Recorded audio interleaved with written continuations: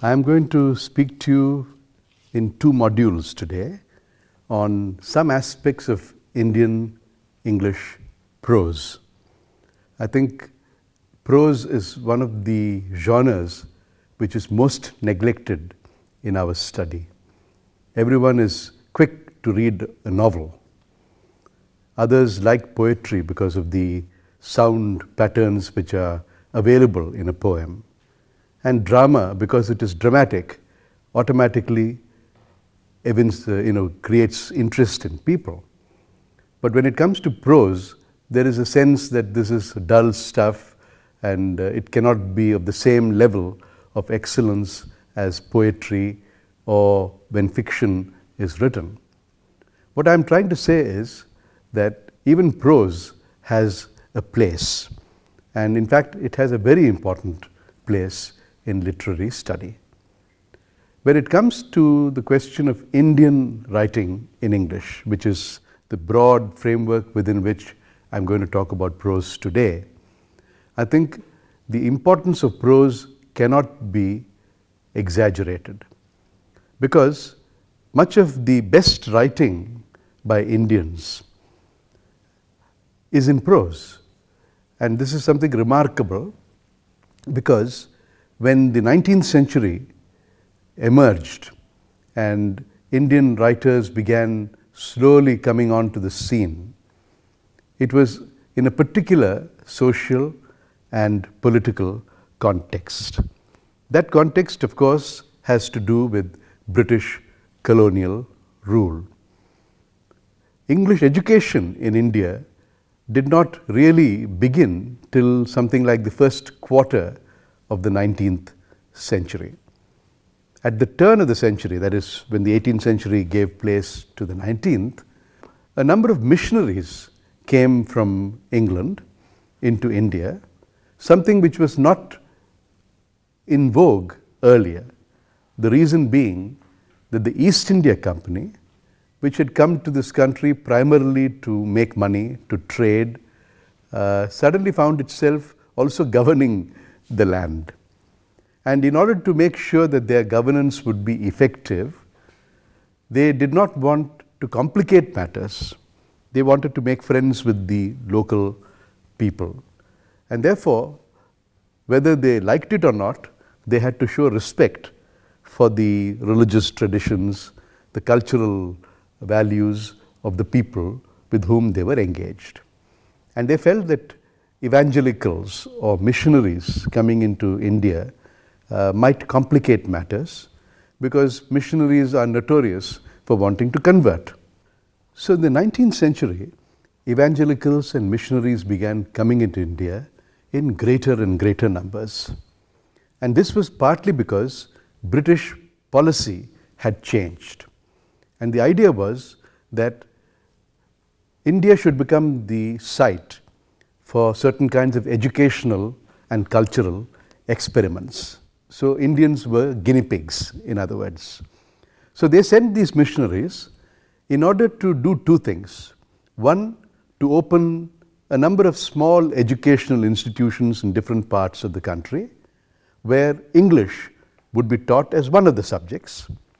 Two, to open small health centers or hospitals so that the health of the people of India could be looked after. And of course, as you know, missionary activity very often works on the principle of education and health. And the missionaries became very popular, and quite naturally, a large number of Indians began slowly accepting Christian teaching. But this Christian teaching came to them to a large extent through the English language in schools and small colleges in different parts of the country.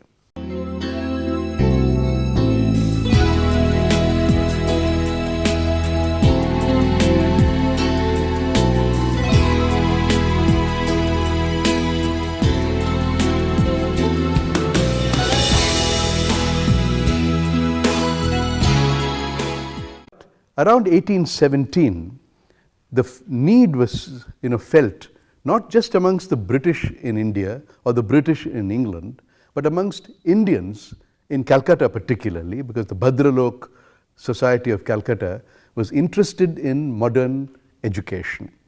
And they felt that the old traditions of Sanskrit and Persian learning was not very helpful in making Indians become modern. And therefore, in order to create a modern consciousness, people like Raja Ram Mohan Roy, for example, argued that the best way in which this can be done is to make sure that English is taught in India. Now, English is not just a language. English comes along with cultural baggage, with an ideological baggage. So when you say I'm going to teach in English, it's not just a language I'm teaching you, I'm also teaching you some values which go along with the language. And so when English was brought into India, and Ram Mohan Roy understood this, he was not only asking for a medium of instruction, but also for the infusion of Western ideas of progress, of modernity, of nationhood, and a whole range of subjects which would make Indians modern and forward-looking. And one of the great letters which Ram Mohan Roy wrote was to Lord Amherst, where he argued that the money being sent down to India should not be used to teach Persian and Sanskrit, the two classical languages which until then the East India Company was promoting, because it was in their interest to promote the classical languages, because there was always a feeling that the upper castes and the upper classes which learned these languages would be of some use to the East India Company. Therefore, promote the learning of these languages. A good deal of Orientalist thinking with Sir William Jones and Colebrook and some of the others also focused on classical languages. Now came the conflict, and this conflict can be seen emerging in different ways, but the high point of it is in 1835. But before 1835, 1817 is an important date, because that was the year when the Hindu College in Calcutta was established. Now, Hindu College was later on going to be called Presidency College. It's one of the great colleges of India, and some of the greatest Indians have studied in that college. Ram Mohan Roy was appointed one of the governors of the board of directors or whatever of that college. And we had very, very fine teachers in that college. One great teacher was Henry Desrosiers, whose poetry you must have read. But Desrosiers was part of the Young Bengal movement, and he was a very great modernist, influenced by the principles of the French Revolution, of liberty, fraternity, and so on. So he was constantly teaching these children English, but also teaching them revolution. And so the parents of these children got a bit worried, and then they made sure that Desrosiers would be dismissed from the college. So Hindu College is important because that is where English education began to find a kind of local habitation and a name. But a few years later, when there was an attempt to start a Sanskrit college, and money was going to be sent, 1 lakh rupees. In those days, you can imagine what 1 lakh rupees would mean in terms of value. It must be about 15, 20 times what it is today. Therefore, Amherst, the Secretary for Education in England, got a letter from Raja Ram Mohan Roy, where Ram Mohan Roy said in very beautiful English, which he himself was so adept at, if it had been intended, he said, to keep the British nation in ignorance of real knowledge, the Baconian philosophy would not have been allowed to displace the system of the schoolmen, which was the best calculated to perpetuate ignorance. In the same manner, the Sanskrit system of education would be best calculated to keep this country in darkness, if such had been the policy of the British legislature.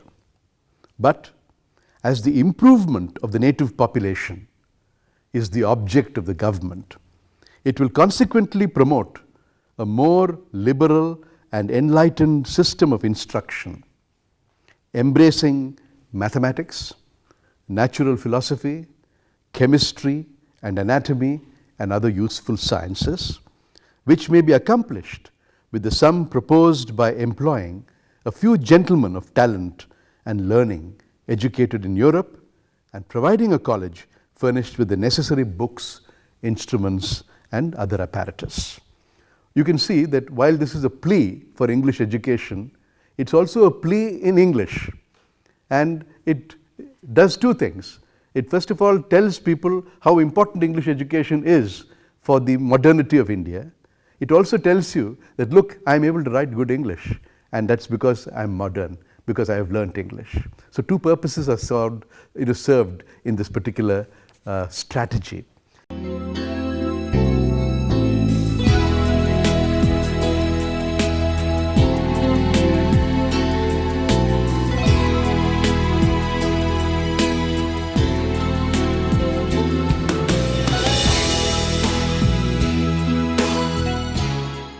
Some of our greatest thinkers were people who had a great feeling for India. They were makers of modern India. They were patriots, but they also believed that British rule in India was a good thing. In the 19th century, you can't think of too many Indian thinkers, and one thinks of people like Dadabhai Naoroji, the grand old man of India. He was the first Indian MP in the British Parliament. He represented a London constituency called Finsbury. And he later on wrote a very big book on the drain theory, where he argued that much of India's wealth has been drained away by the British. But that was a little later in his career. Earlier, he said British rule in India is good because it is an act of providence. God has created conditions so that the English could come to India at a time when India was in such a demoralized state, and it is their rule which is making us civilized and forward-looking and modern. You had similar attitudes in even a man like Gandhiji. Gandhi took many years before he decided that the English were evil and they had to go from his country. British rule, not English people, but British rule was evil for him. And that was around 1917 when the Khilafat movement and other things came on. But until that time, Gandhi was a loyal servant to the British Empire.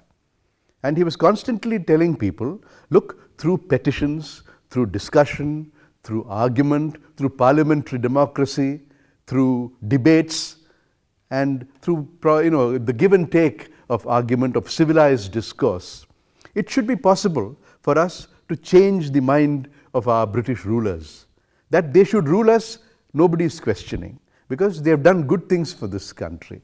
They have even created conditions for making us a modern nation, by bringing in railways and by bringing in posts and telegraphs, by their ethnographical work, by their ornithological work, their archaeological work. The whole country has been, in a way, created, given a certain coherence and a certain system. So there's nothing wrong in the British remaining here because it's good for the people of India. But what is wrong is that the Indians who are under their rule are not the same kind of citizens as people living in Australia or Canada or Malaya or some other part of the world where British rule continues to exist. So what is required in India is British rule, but also citizenship under the British Empire. And if citizenship is given to all Indians, which means they have the same freedom, the same liberty which an Englishman enjoys in England under British rule, then British rule can continue here. But after many, many years of this kind of talk, Indian nationalists suddenly realized that the English were not really going to do any of that. Because for them, there was a big difference between ruling their own people in England or ruling white people in Australia or in Canada and ruling dark-skinned people in India or elsewhere in the world, Africa and so on. So they were not going to apply the same principles of equity, of citizenship, of law, of justice to people here. The utilitarian philosophers of the 19th century, like Mill and so on, who believed in the greatest good of the greatest number, they felt that India is a good site for utilitarian experiment. But India is not ready for any kind of equality with England. So this is one of the problems which many of our nationalist leaders were facing. And therefore, you will find that even in a person like Raja Ram Mohan Roy, there is a twin, there are two things happening. One, a total acceptance of British rule in India. Two, a great pride in being Indian. And as Amit Chaudhary, in his well-known book called the Picador Anthology of Indian Writing in English, says that Neeraj Chaudhary and other people talk of this. It is a question of rejecting tradition, but also recovering tradition. One hand, there is tradition in India which is bad. Sati, child marriages, the prevention of widows from remarrying, marrying before the age of consent is, reasonably raised, and a whole range of such bad practices, bad educational system. All this needs to be replaced. We can't say in the name of tradition these things should remain. But it's also true that we need to recover from tradition what is good. And so Raja Ram Mohan Roy's writings, and in eloquent prose, is going to speak about things in India which are also valuable. And you'll find that the same thing happens in Sri Aurobindo, in Swami Vivekananda, in Bankim Chandra, and a whole range of nationalist thinkers.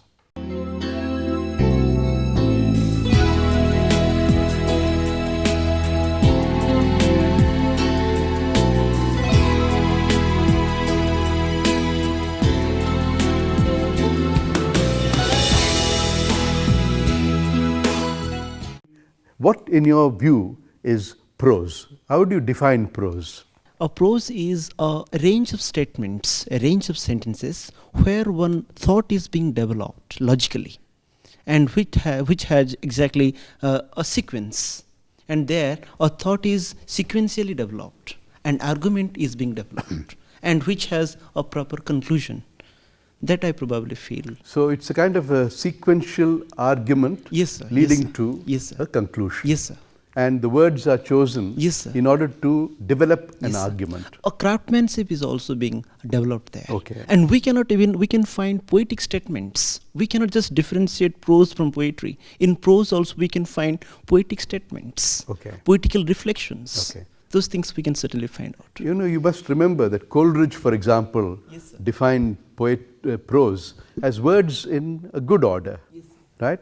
And he distinguished prose from poetry by saying poetry is the best words in the best order. Yes. I think there's something to be said for that, because poetry foregrounds linguistic play, doesn't it? When Wilfred Owen talks about the rifle's rattle, in that poem called Anthem for Doomed Youth, there is an alliterative play there.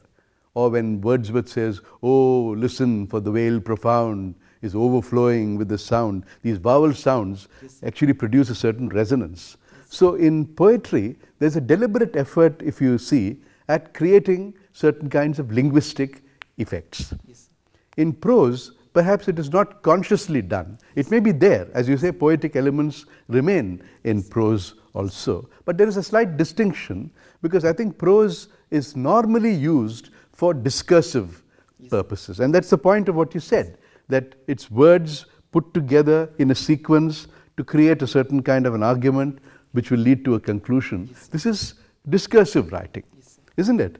And I think you're right. And fundamentally, I think you can't really make a very, very broad distinction between prose and literature or imaginative literature. Because in all forms of writing, and when much scholarship today speaks like that, Hayden White, for example, in Tropics of Discourse, is going to talk about language as a constant process of creation, of selection from experience. And so when you're selecting, you're already deciding that certain things should not be in it and certain things should be included. When you say history, for example, we think that everything in history is factual. But even history, as you can see, is his story, not her story. It is a selection from the past of events which suit a particular person's view of how the past or the facts must be interpreted. So interpretation is the basic thing here. So prose writing is also interpretation. It is a selection from language. And therefore, when we write in prose, we are also writing literature. That is why I was saying that much of the finest writing by Indian writers in English, and certainly this is true of the 19th century, was in prose. And much of it was discursive prose. Now, what are the subjects which Indian writers covered in their writings?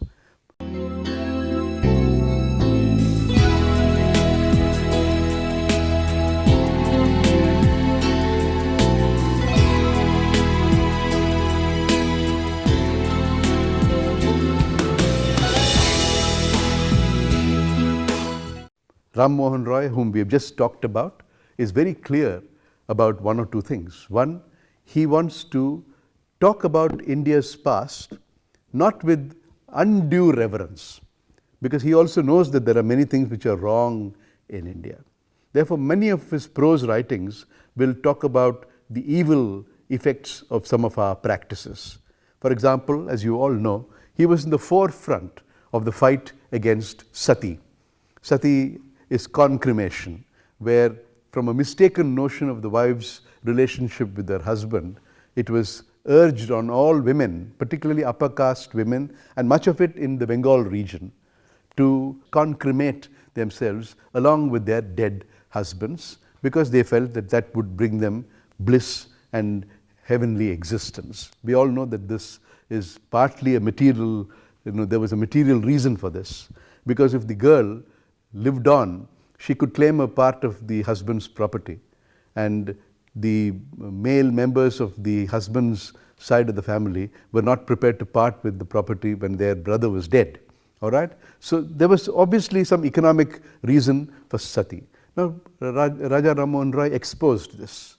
Not only did he expose the bad practices, but he also exposed the wrong interpretation of the Vedas, where by a slight change in a particular syllable or a particular phrase, a completely different meaning could be brought about. So modernity for Raja Ram Mohan Roy did not mean completely cutting yourself off from your past. You have to have your roots. And as you know, he founded the Brahmo Samaj. And the Brahmo Samaj, as its name suggests, is a Samaj or a grouping or a Sangha or a community which believes in Brahman, which is the ultimate reality, Brahmo, Brahman, the final realization of the essential oneness of Atman or the soul with Brahman, which is the oversoul. So it was a religious movement, but it also believed in purifying Sanatana Hinduism of all the unnecessary things which had been got into it. And therefore, you can see that much of the writing of Raja Ram Mohan Roy, and much of it is in English, not in Bengali.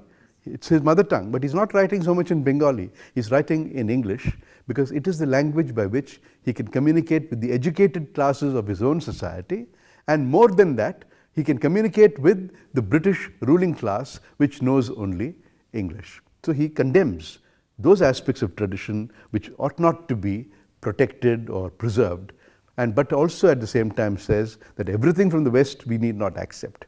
What we require is a proper amalgamation of the East and the West, of India and Britain, so that we learn the best things from there and fuse it with the best things in our own culture to produce a new synthesis. And this is done in chaste Indian prose, Indian English prose.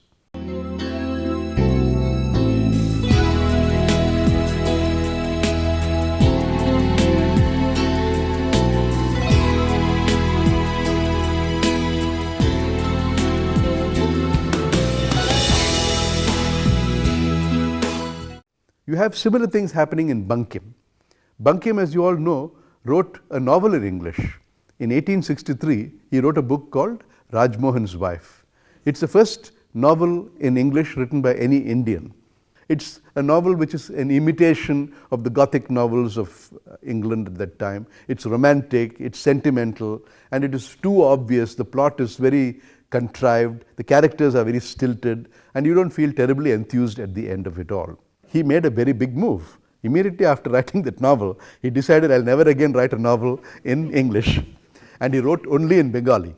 And as you know, some of the greatest novels of the 19th century were written by Bankim Chandra, Anand Math, Devi Chowdhury, and so on, where he was trying to use his English education, by the way, in the Bengali language to create the new woman, to create a condition for understanding the inner space of India, which is unviolated by British rule.